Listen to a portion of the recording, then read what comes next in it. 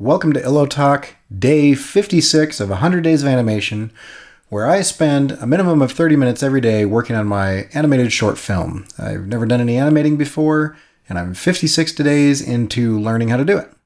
My name is Cory Kerr, and you catch my stuff at corykerr.com.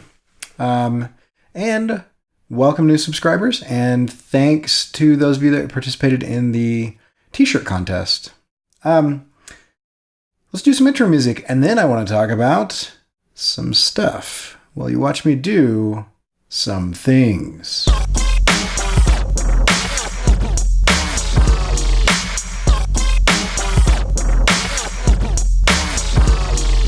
So I wanted to talk about kind of this process of becoming an artist or becoming someone, right?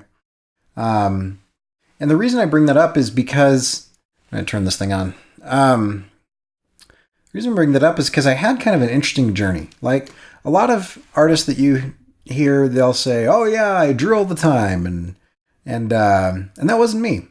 I drew when I was little, and then I kind of got out of it because of a number of things that I don't know were said and happened and whatever. And the way I interpreted things as a kid was just weird, and so I stopped drawing because I was scared of doing a bad drawing and feared failure and blah, blah, blah. But I was still a creative person. And so in college, I kind of went through kind of the creative side of things and ended up kind of as a marketing professional. And I did that for years and years and years, over a decade. And I was in marketing. I did, VP level stuff. I did director level stuff. Helped out with sales a little bit, but mostly advertising and marketing. And I always felt a little out of place. I always felt a little bit like there was something wrong with me or that I was lacking in some way.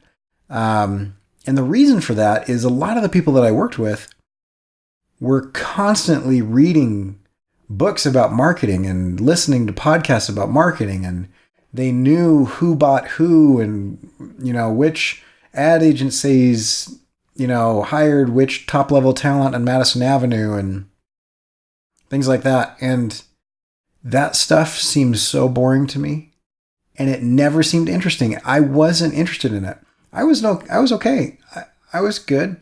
And I came up with some great campaigns that delivered some real quality results, and and continued to succeed and grow and learn and move my way up, kind of in the field that I was in. But it always felt adjacent to who I was and not actually who I was. For example, I saw what the graphic designers were doing all the time. And I would come into a company as a graphic designer. I'd come into a company as a creative, and then I would be promoted and be put in charge of all of that. And it was like I got to manage all of the people that did the things that I liked doing. But I didn't get to do those things. I was managing the photographers. I was managing the illustrators. I was managing the designers and everything. And it was good. And I don't want to say that. I, in any way disliked it. But I don't like Excel. I don't like budget meetings. And I spent so much time creating budgets, tracking budgets, justifying budgets, defending budgets, getting budgets approved. And all of that's just part of the job. And I'm not complaining about that. I'm just painting a picture that I'm not a spreadsheet guy. I don't really enjoy it. I've gotten very good at, pitching spreadsheets and making sure that the spreadsheets match up and keeping track of things like that, because just out of necessity, I've had to do that. Anyway, after years of doing this, I was probably 8 to 10 years into it. I got hit by a car. So I was on my bike. I was trying to get into shape, and I'm having deja vu. The last time I tried to get into shape, I almost died. So anyway, I was riding a bike, and nobody pays attention to people on a bicycle. And this guy pulls out of this parking lot, clips my back tire, and my bike spins 180 degrees. I did not spin 180 degrees, except for my leg right below the knee. I was pedaling. You know when you force that on the front side of that cycle, you push really hard? I was in that, and so my foot was just locked into that pedal, and when that bike spun, my foot spun with it. And my body didn't. And so it just wrenched the crap out of my knee really bad. And then, like a month later, I was driving in a car and I was sitting, before that happened, and this one didn't injure me, but just to tell you, it was an interesting month. I'm waiting at a red light on my bike, and I was heading to work, and so it was the same time that all the teenagers are driving to high school, and they hit me. Not hard, but I was on a bicycle and they were in a car, and so I was sitting there waiting in the red light, and then all of a sudden it was like, boom! And I moved forward about a foot, right? And I looked back, and as I looked back, I see two teenage girls completely freaked out that they just hit somebody. And the one that was driving literally did this. And I say that she did this because in one hand, she had a compact, and the other hand, she had a makeup brush. She was the one that was driving. And so, interestingly enough, I decided maybe the street isn't so safe, and so I started riding on the sidewalk. Now I know the sidewalk is more dangerous than the street. That's why that guy didn't see me. I was on the sidewalk instead of the street. But I got hit in the street. And so a week later, this guy clips me. I can't get up. There's like a red light, a line of like 7 to 10 cars, sees this guy hit me and drive away. Just drive away. He hit a human being with his car. Maybe he was busy. I don't know. Too busy to figure out whether he killed someone or not. But anyway, he just takes off fast, right? And somebody yells from their car window, "Are you okay?" And I yelled, "No." And then the light turned green and they all drove off. And so I'm telling you too much of this story. Long story short, I'll tell a little bit more just because the cop pissed me off. So the police officer shows up, and because I called the police, and I said, "Hey, I've been hit, and the guy just drove off. I've been involved in a hit and run." And so the police officer shows up, and I can't walk by this point, and I could walk for a couple seconds right afterwards. I think it was adrenaline, but then eventually I couldn't. And so he shows up and he says, well, there's really nothing we can do. And I said, "You're telling me there is a driver out there who's willing to strike another person with his vehicle and then drive off with reckless abandon, and there's nothing that you can do?" And he said, "Well, there's no way that we could really catch him." And I said, "Well, he came out of this parking lot, the one that I'm lying in right now. And this parking lot only goes to this small restaurant. It's the only reason you'd be in this parking lot. And it happened an hour ago. And statistically speaking, he probably paid with a credit card. And so why don't you go in there and get a list of all the names of the people who paid with their credit card, and then come back out and take that list, which should be short. It's not like there's going to be thousands of people. There might be 20. And take that list and match it against DMV records of who has a registered vehicle according to the description that I have." Seems logical enough, right? What are you going to come up with? 3 people? Then go look and see if they have marks on their vehicle from my bike. Problem solved. Done and done right there, right? Anyway, so he goes into the restaurant and he comes out and then further explains to me that he's super busy and they just don't have a lot of time and this isn't a priority and blah, blah, blah, blah. It's not like this is like Chicago or LA or San Francisco or New York. This is like a small town in Idaho.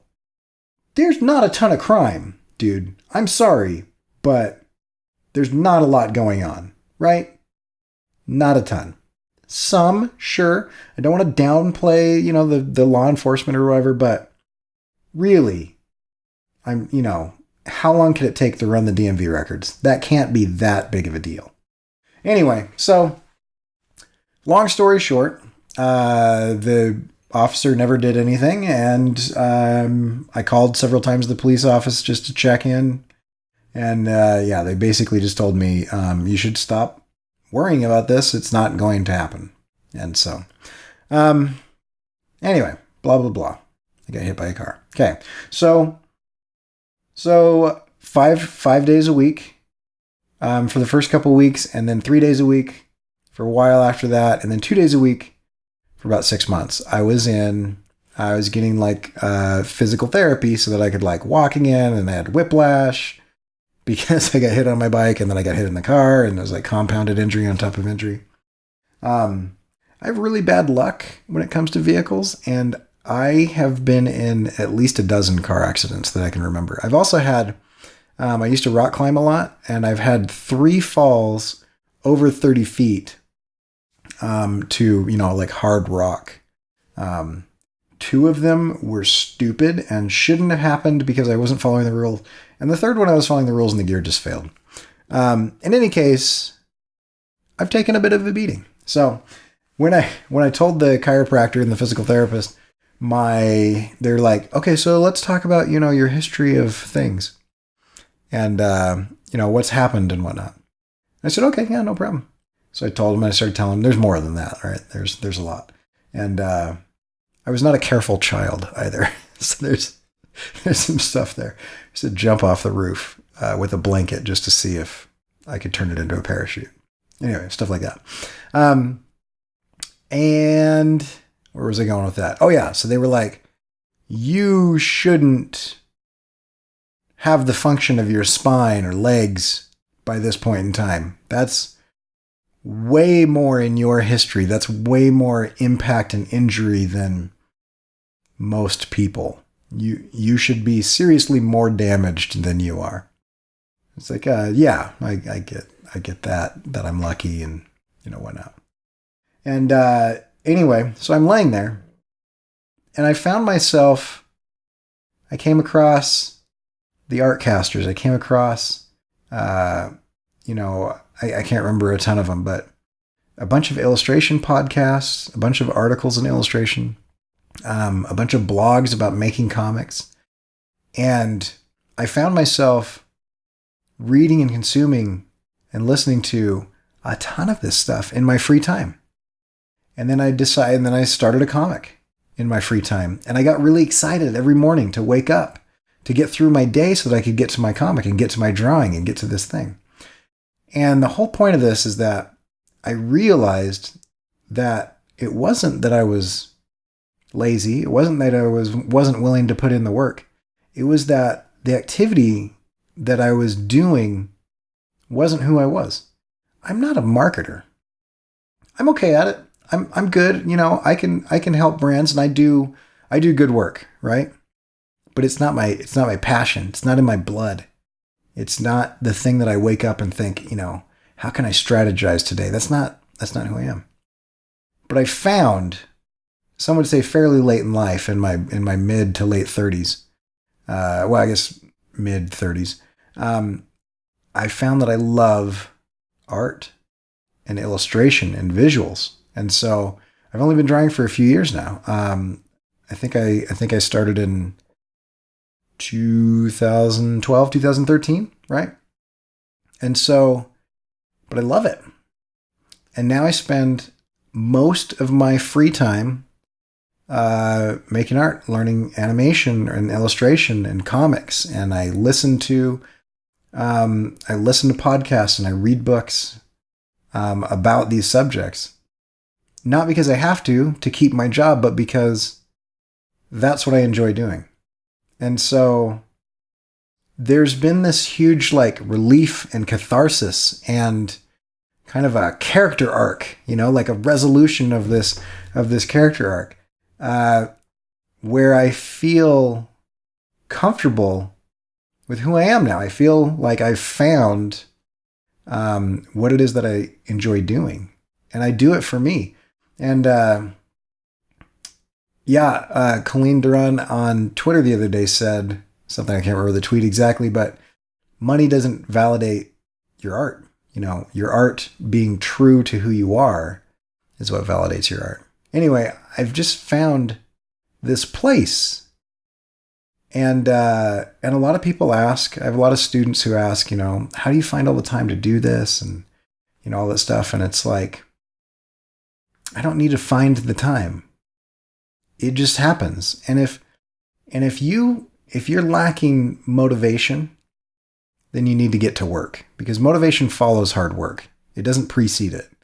Motivation follows hard work. But if after you jump into a project and you really put everything into it, if you don't fall in love with that project, if you don't wake up in the morning really wanting to get to that project, you haven't found the right project yet. It doesn't say anything negative about you. It's not a character flaw. It's not that you're worse than other people or you're less than or something. You just haven't found the thing that you need to find yet. We're all individuals and we are all different. And while we can have heroes and mentors and icons, you don't want to be like those people. You want to be like you. But you want to become the you that is the best version of you. And so for me, the best version of me is creating art in some form, communicating visually. And for others, it might be cooking or dance or whatever. But there's something in creativity for everyone that will land with you as an individual. And when you merge that activity with your free time and effort, you will begin to create things that matter and mean something. And more importantly than that, you will become who you are. And that sounds super weird, to become who you are. And I'm not talking about like going on a journey and finding yourself and all that type of stuff, though I think time away from things is helpful. But I'm not talking about like this kind of trite phrase of, oh, I need to find myself and realize who I am. I'm just talking about like there is something to work and there's something to play, and the types of things that you choose to do in your free time should feel fulfilling. You should feel satisfied with those things. Now, I'm not happy with what I produce. I'm unsatisfied with the level of quality that it is. And that type of thing drives me. I'm not going to delude myself into thinking that, that my work is incredible or whatever. But I can look back and I can say that it's improved and that it's continuing to improve. And as I continue to work on it, I expect it to continue to get better. Comparison to other people, I'm always going to fall short because I always compare my worst qualities to other people's best qualities. And I think that's just a natural thing. But in any case, I just wanted to talk about that for a little bit. So that is day 56 of 100 Days of Animation. And that's pretty much it. So you can catch my work at corykerr.com. I've got stickers for sale there, and you can also buy t-shirts and hoodies and tanks and lots of stuff. The print-on-demand service that I use for my website also does duvet covers and shower curtains. So if for some super weird reason you would like a giant shower curtain of something that I've drawn, that's available. And if you do that, that is weird and odd. Good for you for being weird. Anyway, there's lots of fun stuff there. But follow me on Twitter. I'd love to hear your comments on the type of projects that you guys are working on, or things that you do that you find fulfilling, things that you do. Sometimes we call this like anti-burnout activities, the type of thing that you do not to burn out. But I'm interested in, what is it that you do that that feels like you? What are those things? Or you're still looking for it. If you haven't found it yet, what have you done that for certain isn't that? Like for me, it's photography. I put a lot of effort into that for about 18 months, and I don't feel fulfilled with it. I'm technically proficient enough to get by, but I don't like want to go out and shoot. You know, I don't have that bug. Anyway, so I'm curious. Tell me either what works for you or what doesn't work for you in the comments.